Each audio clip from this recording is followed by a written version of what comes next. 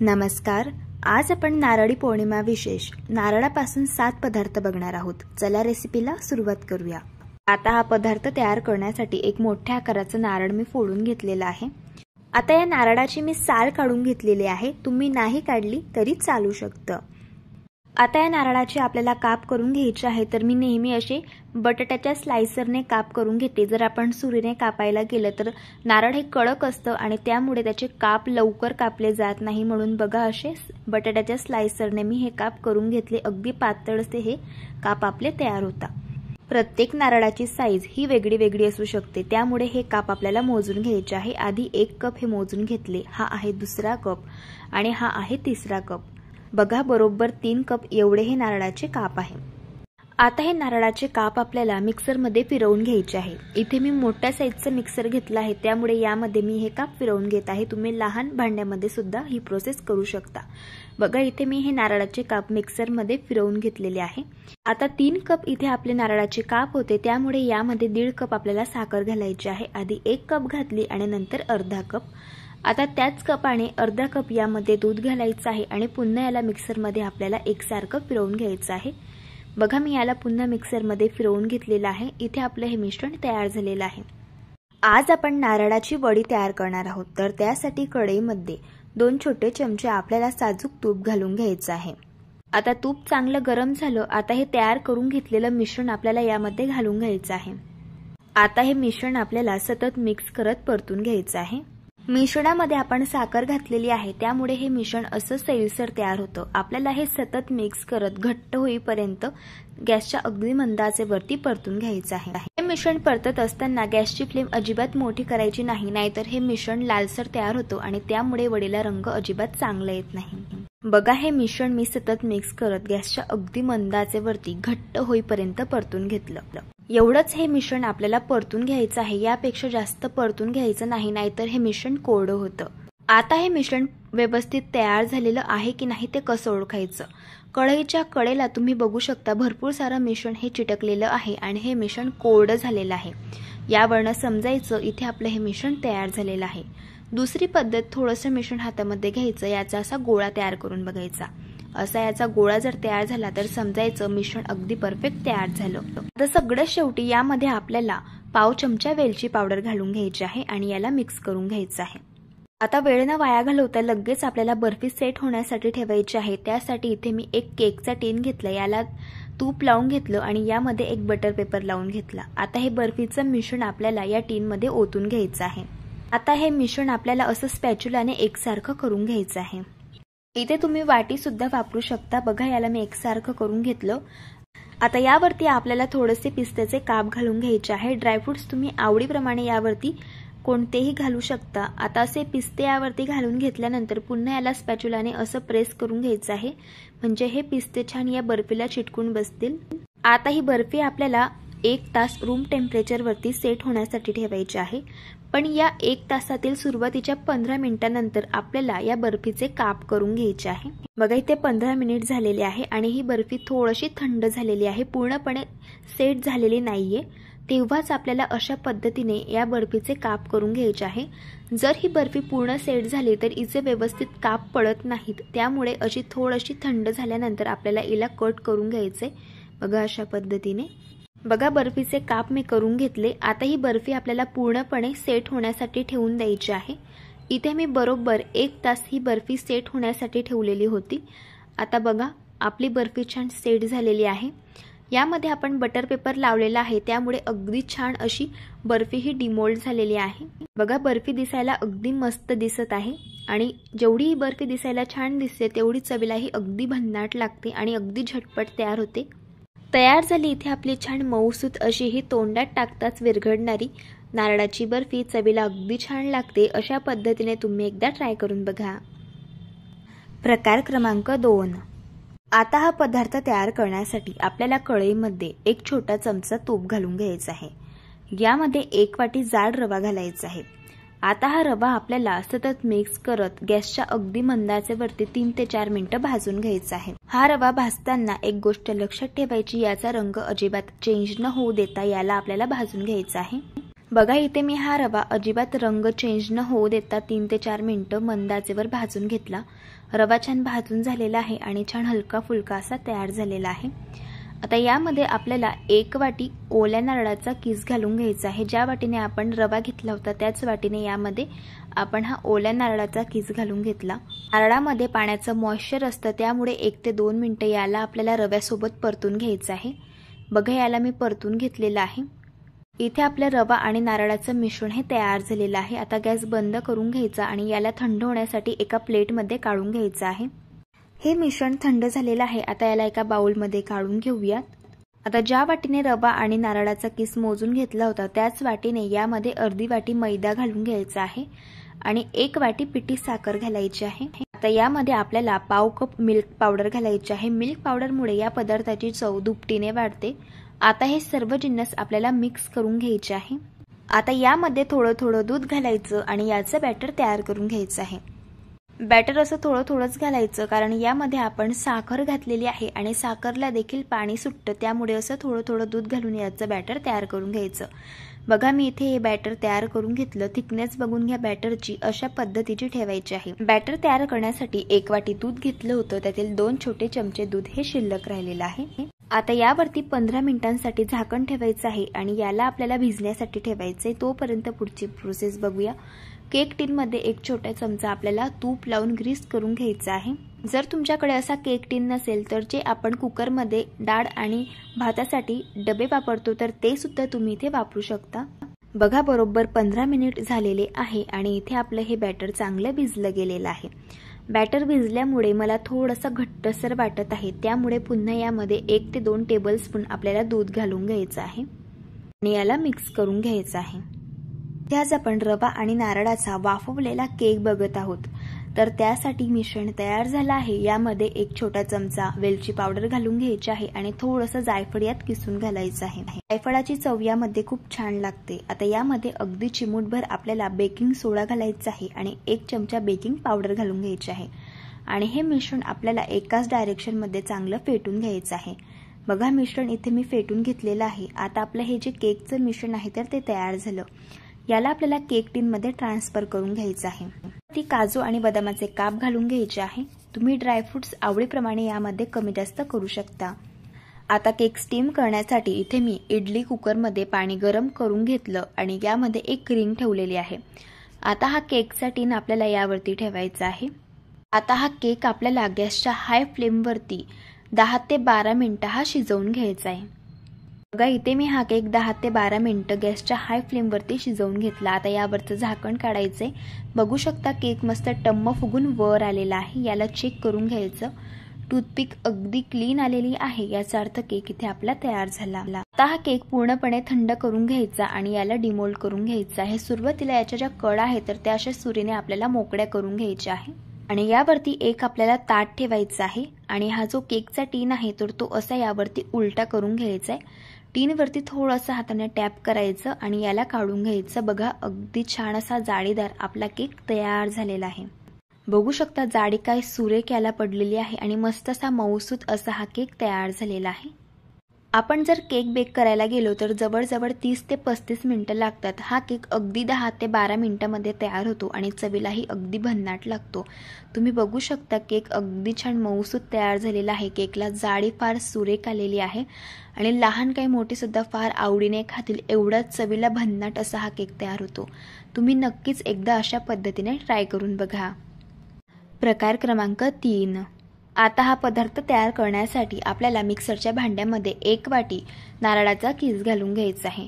यामध्ये 3 हिरवी मिरची घालायची, तिखट आवडीप्रमाणे कमी जास्त करू शकता। 3 लसणच्या पाकळ्या घालायच्या, 1 इंच आलं घालायचं, 1 चमचा जिरं घालून घ्यायचं आणि इथे आपल्याला 1 वाटी कोथिंबीर यामध्ये घालायची आहे। कोथिंबीर थोडीशी जास्त वापरायची म्हणजे या पदार्थाला चव खूप छान येते।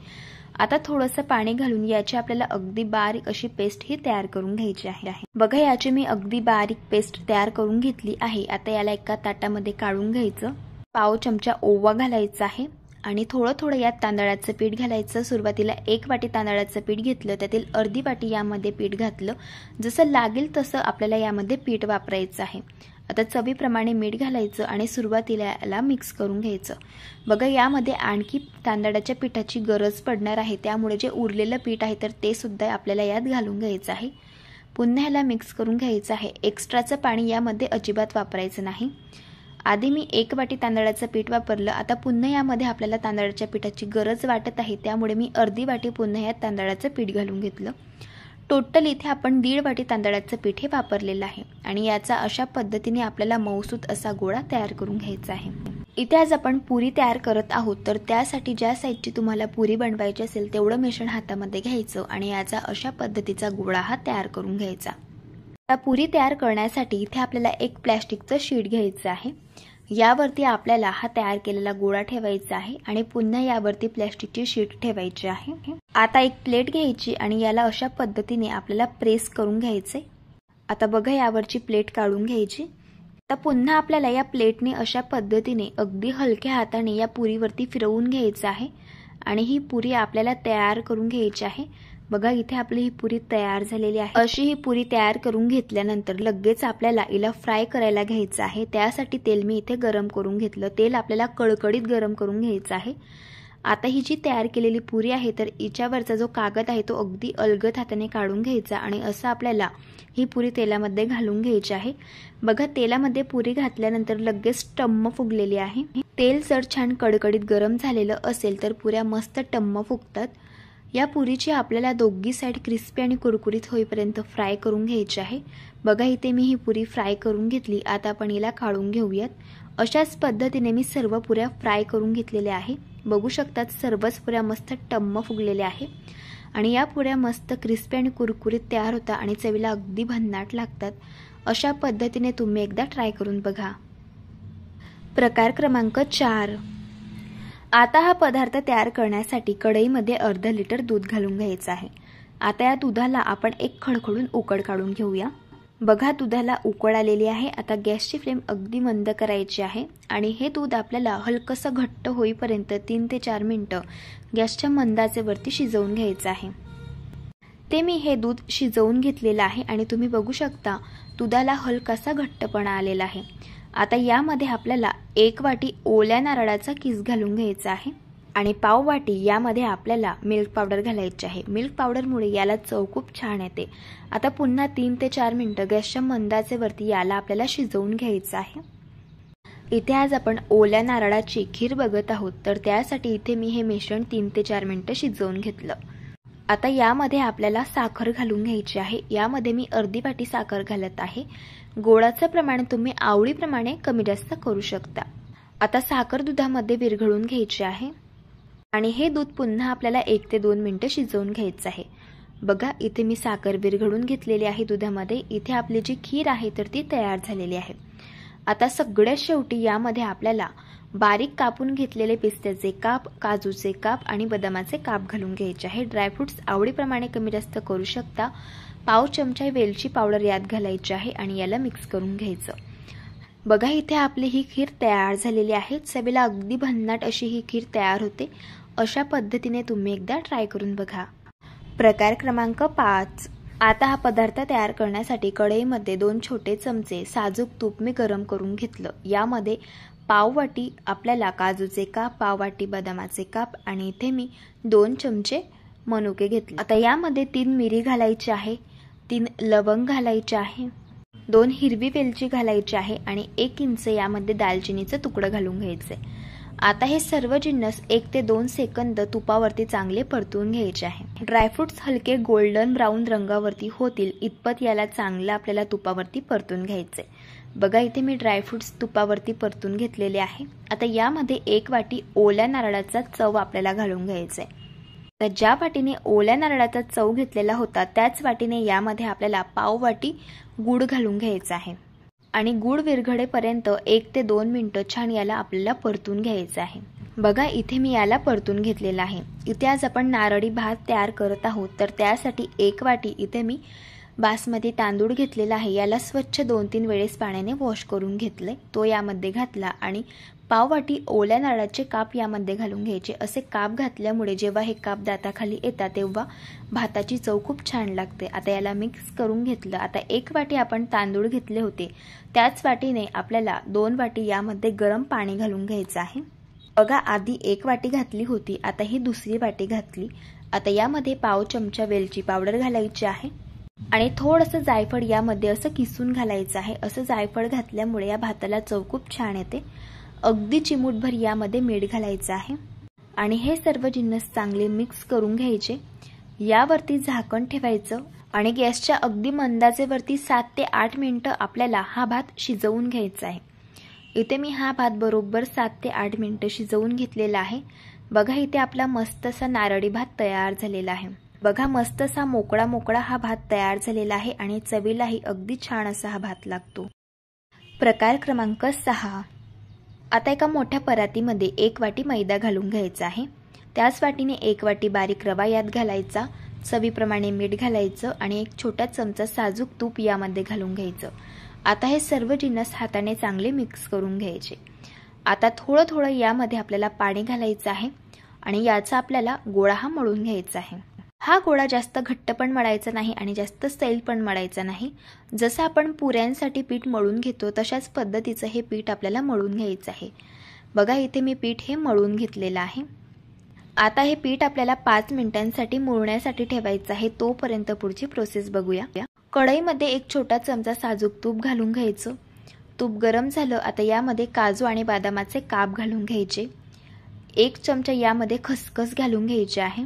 आता ही खसखस आणि काजू बदामाचे काप 1 ते 2 सेकंद छान या तुपावरती परतून घ्यायचे आहे। याला मी परतून घेतलं। आता यामध्ये आपल्याला ओल्या नारळाचा किस घालून घ्यायचा आहे। इथे मी 2 वाटी ओल्या नारळाचा किस घेतलेला आहे। आता 2 वाटी नारळाच्या किससाठी आपल्याला अर्धी वाटी यामध्ये गूळ घालून घ्यायचा आहे। यामध्ये आपण गूळ घातलेला आहे। गूळ जसं जसा विरघळतो तसं तसं याला पाणी सुटतं, त्यामुळे आपल्याला गॅसच्या अगदी मंद आचेवरती 4 ते 5 मिनिटं हे मिश्रण कोरडं होईपर्यंत चांगलं परतून घ्यायचं आहे। बघा, हे मिश्रण मी पूर्णपणे कोरडं होईपर्यंत चांगलं परतून घेतलं। आता यामध्ये सगळ्यात शेवटी पाव चमचा वेलची पावडर घालून याला मिक्स करून घ्यायचं। तयार झालं इथे आपलं हे खोबऱ्याचं मिश्रण। याला एका ताटामध्ये आता थंड होण्यासाठी काढून घेऊया। इथे आपलं हे मिश्रण तयार होत होतं तोपर्यंत इथे आपलं हे पीठ सुद्धा चांगलं मुरलं गेलेलं आहे। याला पुन्हा हाताने चांगलं मळून घ्यायचं आहे। इथे आज आपण करंजी तयार करणार आहोत, तर त्यासाठी इथे आपलं हे पीठ तयार झालं। आता करंजी बनवण्यासाठी थोडंसं पीठ हातामध्ये घ्यायचं आणि याचा आपल्याला गोळा तयार करून घ्यायचा आहे। अशाच पद्धतीने मी सर्व गोळे हे तयार करून घेतले। करंजी बनवण्यासाठी सुरुवातीला पुरी आपल्याला लाटून घ्यायची आहे। आता ही पुरी पीठ न लावता आपल्याला लाटून घ्यायची आहे। आपण हे जे पुरीचं पीठ होतं तर ते आधीच घट्ट मळून घेतलेलं होतं, त्यामुळे पीठ याला अजिबात लावण्याची गरज पडत नाही। बघा, इथे मी ही पुरी लाटून घेतली। आता करंजी तयार करण्यासाठी इथे मी करंजीचा साचा घेतलेला आहे। यामध्ये आपल्याला ही जी पुरी आहे तर ती सेट करून घ्यायची आहे आणि यामध्ये हे तयार करून घेतलेलं खोबऱ्याचं सारण आपल्याला फिल करून घ्यायचंय। असं हे सारण आपल्याला दोघी साइडने अशा पद्धतीने थोडंसं दाबून फिल करून घ्यायचंय आणि ज्या कडा आहेत पुरीच्या तर त्याला देखील आपल्याला पाणी लावून घ्यायचं आहे बोटाने।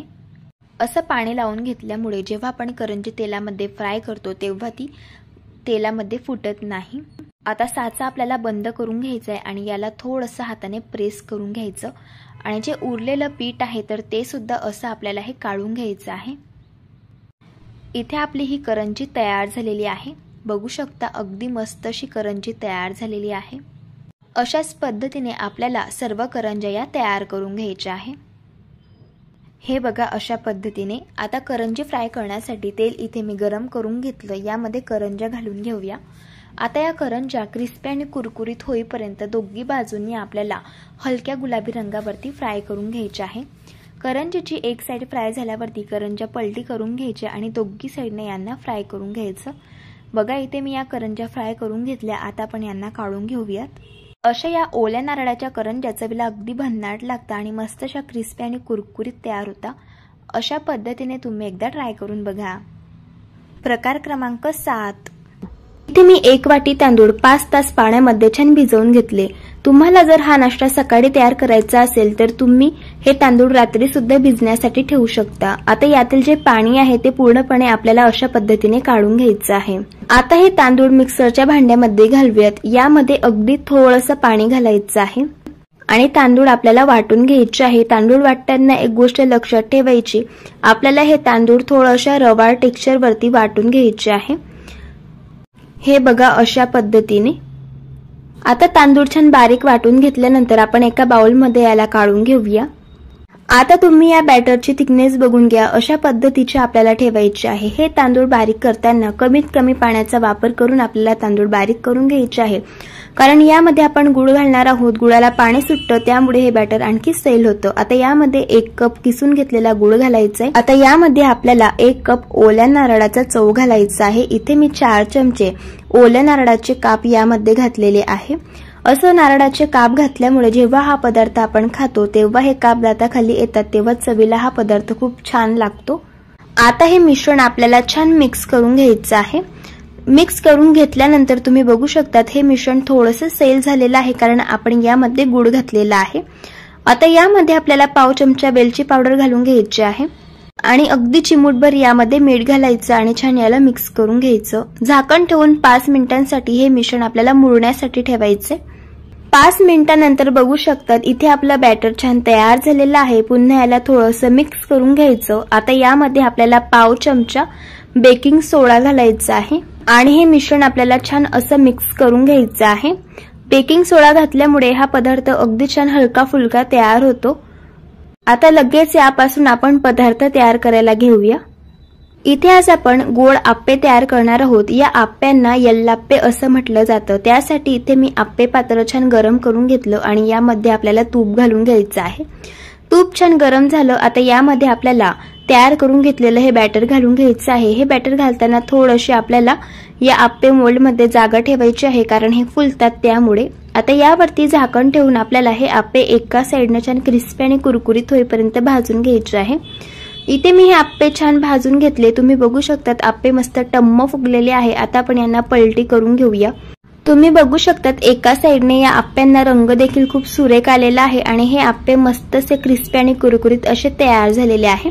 आता या आप्प्यांची दुसरी साइड देखील आपल्याला अशाच पद्धतीने भाजून घ्यायची आहे। इथे मी आप्पे मस्त भाजून घेतले। आता आपण यांना काढून घेऊया। तयार झाले। इथे आपले यल्लाप्पे चवीला अप्रतिम लागतात आणि अगदी मस्त तयार होतात। हे आप्पे दिसायला तर एवढे सुंदर दिसतात, त्यापेक्षा चवीला तर अप्रतिम लागतात आणि अगदी मस्त तयार होतात। आतून मस्त असे जाळीदार स्पंज आणि सॉफ्ट असे आप्पे तयार झालेले आहे। अशा पद्धतीने तुम्ही एकदा ट्राय करून बघा।